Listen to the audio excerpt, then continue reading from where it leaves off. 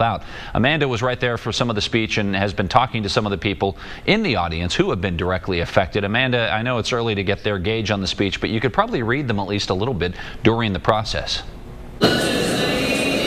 You can. Lots of applause just at random times, a lot of smiles here, and also a lot of tears from people who are very emotional, because I think what this event did today for so many people who have been labeled junkies over the years is really humanize that. And the president said we need to replace the word junkie with father, son, mother, daughter. These are people who are in our lives. These are people who we love and that we need to help now. He talked about the fact that we cannot fight this problem without reducing the stigma, but also another concern out there that so many people have is access to treatment. And we hear that time and again when we're doing these stories about treatment and access to mental health care. That's something the president talked about. Also, he said rather than prison, we need to treat these people as the way they need to be treated. For instance, I talked to someone the other day who said you wouldn't deny a diabetic insulin if they needed it. Same goes for Narcan. According to the president, the Narcan drug is something that you use to treat somebody who is sick. And that's another thing, Tim, that we heard time and again in this speech today, is that this is an illness. This is not somebody who is morally inept. These are humans, fathers, mothers, brothers, daughters, aunts, uncles, grandparents.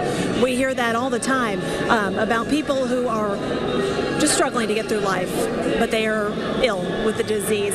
Interestingly enough, a very positive moment there when it came to the Handle with Care program. That's a program that we've been covering now for several months. That's the program that allows members of law enforcement to say, hey, this child needs a little extra TLC at school today because mom, dad, whatever, whoever is dealing with a problem. And the children that I talked to from Wyoming County are two shining examples of kids who have to persevere through some of the most difficult circumstances. These are children. In one case, you heard the young boy, Kerry, who's 14, say he lost both his mother and his father to prescription drug abuse, but they're still alive. It's a fight that he deals with each and every day. Now, those students from Wyoming County will be meeting with Senator Manchin and likely the president here shortly, but you can see Senator Manchin still in the crowd, Tim. But also interesting to hear from the secretary himself, Mr. Barticelli, who also was an addict, somebody who has been in the shoes of these people, someone that people look to now and respect at the national level. He knows exactly what they're feeling, Tim. Yeah, and the man who introduced the president from Wheeling, he's a resident of Wheeling, he said he was quoted as saying treatment is effective and recovery does happen. When he said those words, I actually took the time to reach over and write that down because it sounded like something that somebody obviously who has been through that, and family members, not just somebody who's been through that. And that's the whole thing. This does affect so many families. We keep saying that over and over again. We hear from the children. We hear from the parents. We hear from the family members. Right. We hear from the addicts. It is something that does not just affect the addict, but it affects the whole family. And Chief Brent Webster talked about that, Amanda, talking about that we are in a community of zombies, and sometimes our police officers are asked by these addicts to help them. They're actually reaching out. He sure did. Hey, Tim, I'm going to interrupt you real fast. Mayor Danny Jones is right here. Danny, we're live on the air right now, but you know, Danny Jones is somebody whose son has publicly struggled with addiction. Danny, we know that your son has struggled with addiction. As a parent sitting in this audience, not just a City of Charleston official, what were your thoughts? Oh, I thought it was incredible. And of course, I rode down the limousine with him and talked to him about it, and he gets it. It's going to be a tough hill to climb, but I think this was a great meeting with some great things said, and the president could have picked anywhere to come. He picked here, and I'm grateful for that. You're the mayor, but you're also a parent, and the president said a child is like having your heart walking outside your body. What did that do to your heart when you heard that? And I've got two more, and on the way down, we talked about my oldest son, and so he defined it better than I've ever defined it. Mayor, thanks so much for your time. We appreciate it. I also want to bring in Stephanie, who we talked to earlier. Stephanie has been sober now for 2 years. You just had the chance to hear from the president. What did you hear from the president today that you wish you could have heard when you were suffering from drug addiction?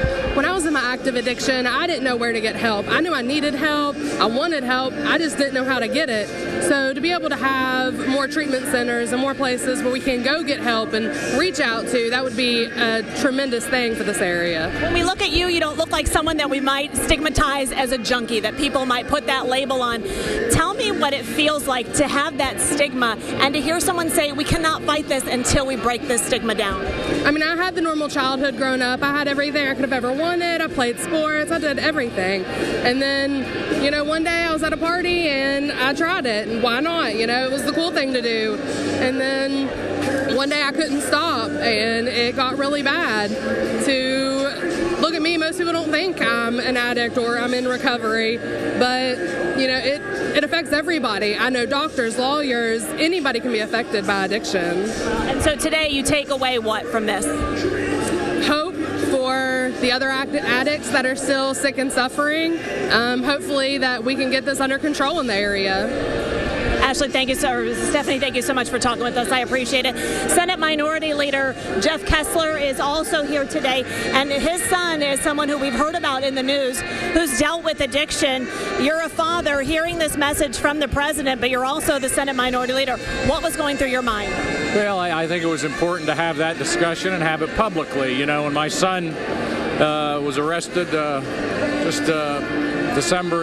last December, it was probably the worst day in my life, but it may have been the best in his because it turned it around, and I'm happy. You told me he's been sober for 9 months yesterday. As a dad, you've got to be proud. How are you hopeful now after hearing this? Well, you know, obviously it requires treatment and resources, and as the president and others mentioned, it is the fact that he was able to get into an appropriate drug court and treatment programs that aren't readily available throughout the state. And, you know, that's my message, and actually that's my goal. And one of the reasons I'm running for governor, quite frankly, is I think we need to raise some revenue and dedicate $20 million a year towards substance abuse treatment facilities for these kids so that we can save our children. Thank you so much for talking with us. We do appreciate it so much. So many stories like that, because we're going to be joined by Governor Earl Ray Tomblin. Governor Tomblin, thank you for joining us live on our 4 o'clock show. You are proof that addiction knows no bounds. Your brother, obviously, dealing with this as a family member, not as the governor. Yeah. What's going on in your mind? You know, it's been discussed here today. It can happen in any family. Do you ever feel that? Did you ever feel those moments of helplessness? You know, you do. When you think about some of the initiatives discussed today, as governor moving forward, what's on the to-do list tomorrow when it comes to the drug problem? Well, you know, one of the things, Amanda, that I've done, let's get them help. We talk about how this doesn't discriminate, but there are numbers that prove socioeconomic status does play a role in this. Places where there aren't jobs and places where there aren't opportunities. That's a problem we face here. How do we fix that? Yeah, that's the problem.